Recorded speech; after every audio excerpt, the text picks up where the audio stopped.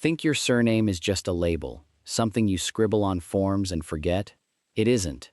If your name appears on the list I'm about to show you, then you are not simply German by heritage. You are connected to a specific order of warrior monks, a specific fortress, a specific vow sworn before God and steel, and in most cases, a specific war that either raised your family into legend or nearly erased it from the record. 8 surnames, 8 bloodlines, and modern research into medieval charters, order registries, and Germanic name origins has done something the old family Bibles never could. It has traced these names back to the knightly orders, the Teutonic Knights, the Templars, the Hospitallers, the Livonian brothers, the holy soldiers who carved states out of the frozen Baltic with sword and cross. And some of these names lead somewhere no one expected. By the end of this video, you will know exactly where your name stands inside one of the most feared brotherhoods in human history. Stay until the final surnames, because several of them carry origins that were deliberately hidden, stripped away, or nearly wiped out when the orders fell. Names families were forced to change to survive. Your name reached you anyway. The question is, what it survived to get here? Let's begin with the first surname, and a story that starts not with a sword, but with a single word that meant everything. We start with the most literal name on the entire list, Ritter. In modern German it means, quite simply, knight. It comes from the Middle High German Ritter, itself from Rittera, a rider, a man on horseback, and in an age when a war horse and armor cost more than a village earned in a year, to ride into battle mounted was to belong to a class apart. The mounted man was the knight. So this is a name that doesn't hint at knightly status. It announces it. But here is the tension buried inside it. A surname like Ritter rarely marked a great lord. The great lords carried the names of their castles and their lands. Ritter far more often marked the household knight, the Dienstmann, the sworn fighting man who served a greater house and took his very identity from the role he played with a lance. These were the ministeriales, a class of armored servants who were technically unfree, yet rode, fought, and often rose to wealth and power that free-born men envied. Many of the greatest names in the German orders came from exactly this class. So if your name is Ritter, your ancestor was very likely not the man in the painted hall. He was the man in the saddle at dawn, the professional, the one who did the actual fighting, a name worn by thousands across the German lands, wherever a lord needed men who could ride and kill and keep an oath, not a title handed down from above, a name earned in the stirrups. The second name comes straight out of the forge, Schwertfeger. Break it apart, and it tells you exactly what the first man to carry it did with his hands. Schwert, sword. Feger, one who scours, polishes, and burnishes. The Schwertfeger was the sword furbisher, the specialist craftsman who ground the edge, polished away the rust, mounted the hilt, and returned a blade to killing condition. In the medieval city, this was not a humble trade. It was a guarded, guild-protected craft, because an army was only as good as the steel in its hands, and a dull or pitted sword got a man killed. But watch how the tension turns here. A name born at the workbench became a name carried into war, where the orders massed, in the Baltic, along the Prussian frontier, in the great fortress monasteries. Someone had to keep hundreds of blades battle-ready through brutal winter campaigns. The men who did that work were as essential to the order's power as any knight who swung the sword. And so a craftsman's name traveled with the armies, settled near the commanderies, and passed down through families who never forgot that their name meant the difference between a living soldier and a dead one. If your name is Schwertfeger, your bloodline didn't just carry a sword, it made the sword worth carrying. The third name climbs the chain of command, Marschall. Today it means marshal, the highest of military ranks, but its roots are far more humble and far stranger than that. It comes from the old High German Mara, meaning horse, and Skalk, meaning servant. Put them together, and the original meaning is startling: horse servant, a stable keeper, the man who tended the animals. So how does a word for a groom become a word for a supreme commander? Because in a mounted warrior culture, the man who controlled the horses controlled the army.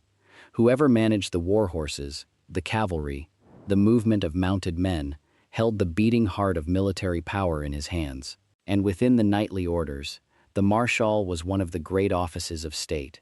In the Teutonic Order, the Ordens Marschall was the order's chief military officer, second in the field only to the Grand Master himself, the man who led the knights into battle, based for generations at the fortress of Königsberg. The stable servant's title had risen to command entire crusading armies. So if your name is Marshal, it may reach back to a man who began at the lowest rung, among the animals and the mud, and whose office climbed until it stood at the very summit of a holy army. A name that is itself the whole story of how servants became rulers. The fourth name belongs, in a sense, to the order that changed everything, Hermann. On the surface, it's a proud old Germanic personal name, Heri, meaning army or host, and man, meaning man, the army man, the warrior. It's one of the oldest and most warlike names the German tongue ever produced, worn across 1,000 years of history. But for the knightly orders, one Hermann towers above all the rest, and his name is stitched into the very foundation of the Teutonic state. Hermann von Salza, but hold that name, because his full story comes later, and it is the darkest and grandest on this list. For now, know this: the personal name Hermann was so bound up with the German warrior ideal that it appears again and again in the order's registries, on knights and brothers and grand masters across the centuries. And the surname Hermann, with its doubled R, descends from all those bearers, the countless fighting men named for the host they rode with. It is a name that doesn't point to one ancestor, but to a whole warrior tradition, carried by families scattered from the Rhine to the Baltic. If your name is Hermann, somewhere behind you stands the oldest idea in German heraldry, that a man and the army he serves are one and the same thing. But the specific Hermann who reshaped history is still ahead of us. Remember the name. Before we go on, notice something. Every name so far has climbed, from the rider to the swordsmith to the marshal to the warrior host. The names ahead climb higher still, into the ranks of men whose fates were written in treason, exile, and the fall of entire orders. And the fifth name is where the individual stories begin to turn tragic. The fifth name belonged to one of the most extraordinary knights the German lands ever produced, von Hutten. The name comes from the family's ancestral seat, Steckelberg, in the region of Hesse, where the Huttens held a modest but ancient knightly estate. And this is a true Reichsritter name, a family of the free imperial knights, the Reichsritter, who held their land directly from the Holy Roman Emperor himself and bowed to no prince in between. But the Hutten who made the name immortal was born small, sickly, and destined by his father for a monastery he despised. His name was Ulrich von Hutten, born in 1488. He escaped the cloister as a boy, wandered from university to university half-starved, and became one of the sharpest, most dangerous writers of his age, a poet, crowned by the Emperor Maximilian himself, and then a firebrand who turned his pen against the papacy with the fury of a man who had nothing left to lose. He threw himself into the Knights' Revolt of 1522, when the free imperial knights rose in a last, doomed attempt to preserve their vanishing world against the great princes. They lost. His ally fell in battle, and Ulrich, hunted, penniless, dying of disease, refused shelter by his old friends, dragged himself across Europe to a tiny island in Lake Zurich, where a Swiss reformer took pity on him. He died there at 35, owning, it is said, nothing but the clothes on his back and the pen that had made him famous. If your name is von Hutten, your bloodline carries the memory of the knight who fought for a dying age, and went down writing. The sixth name built the greatest fortress in the north, von Feuchtwangen. Like so many order names, it comes from a place, the town of Feuchtwangen in Franconia, the family's origin. And this is a name that sat at the very top of the Teutonic Order. Siegfried von Feuchtwangen became the 15th Grand Master of the Teutonic Knights, and he made one decision that changed the shape of Europe. In the years 1308 and 1309, in the aftermath of the Order's brutal seizure of Danzig and the whole of Pomerelia, a conquest that made the Order Poland's most dangerous enemy for generations, Siegfried moved the Order's capital. He brought it from distant Venice all the way north to a fortress on the Vistula, Marienburg.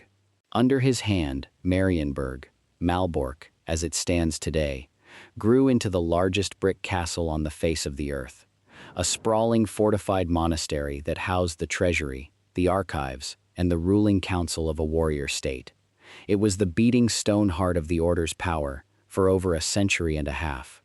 Siegfried died there in 1311 and was carried to his grave in the cathedral at Kulmsee. So if your name is von Feuchtwangen, your name is bound to the moment a wandering holy order planted itself into the earth and declared, "Here we rule." A name written in 100 million bricks. Before I show you the final two names, the two that carry the heaviest histories of all, one thing. If you've ever stared at your own family tree and wondered where a German knightly line fits into your blood, where the orders and the frontier and the old warrior class actually connect to you, I've put the whole method together in a free guide called Where Do You Really Come From? The link is in the description. But stay right here, because what comes next is the part most people completely miss. The seventh name held the line at the very edge of the Christian world, von Plettenberg. It comes from the House of Plettenberg, an old Westphalian noble family from the region around Welver, and one son of that house became a legend on the Baltic frontier. Walter von Plettenberg was sent to a fort as a boy of 10 and joined the Livonian branch of the Teutonic Order at about 14. He rose through every rank, commander, then marshal, then, in 1494, master of Livonia itself, the ruler of the order's easternmost state. The German outpost pressed hard against the rising power of Muscovite Russia. And here his story turns to iron. When war came with Russia, Plettenberg did not wait behind his walls. In 1501, at the Syriza River, he led a Livonian army, some accounts put it at 12,000 men, against a Russian force said to be nearly twice its size, and shattered it, using heavy cavalry and disciplined artillery fire in a way the region had never seen. Through war and cold diplomacy, he then held that frontier in peace for the rest of his long life. A peace that endured for decades after his death, until the whole Livonian world finally collapsed into war, a generation later.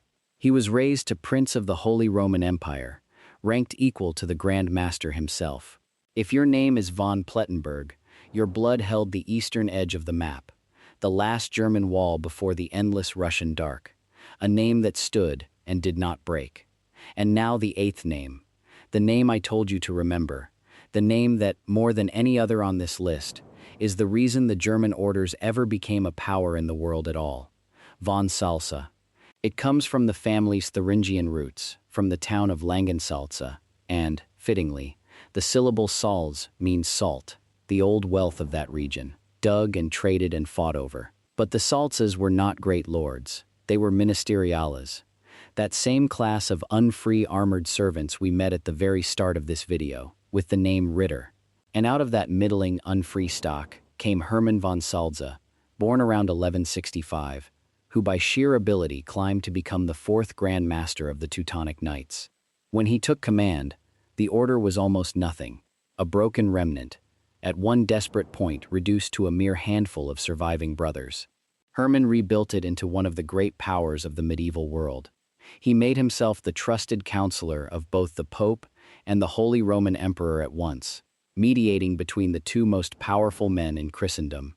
And he won for his order privileges, land, and the sovereign right to carve its own state out of pagan Prussia. Historians call him nothing less than the order's second founder. When he died in southern Italy in 1239, worn out from a lifetime of war and diplomacy, he left behind a warrior state that would endure for 200 years. A statue of him stands to this day at Malbork, the great castle his order's rise made possible. So the grandest name of all began at the bottom, a servant's family, a salt town, an unfree man who was never supposed to rise. A name that began not with a crown, but with a boy nobody expected, who reached out and took hold of history with both hands. 8 surnames, 8 bloodlines, 8 corridors leading back through crusade and conquest, through frozen Baltic frontiers, brick fortresses, doomed revolts, and the slow, violent unmaking of the orders that the kings and princes of Europe spent centuries trying to control. And here is what the records really reveal. Your name was never just a label. It is an order. It is a fortress. It is a vow that men swore in armor and kept until it killed them. Some of these names began with a sword. Some began at a workbench, in a stable, on a salt road, or in a monastery. A boy could not wait to escape. But every one of them survived, carried down through wars and collapses and the ruin of everything the orders built, held onto by families who refused to let the name die. If your surname was on this list, then somewhere in your blood is a story that began at the edge of the medieval world and never fully ended. So tell me, drop your surname in the comments and tell me which order your bloodline rode with. And if you know the story your family carried out of those years, say it, because those stories deserve to be heard. If you made it to the end, subscribe. Every week we go deeper into the names people carry without knowing what they mean.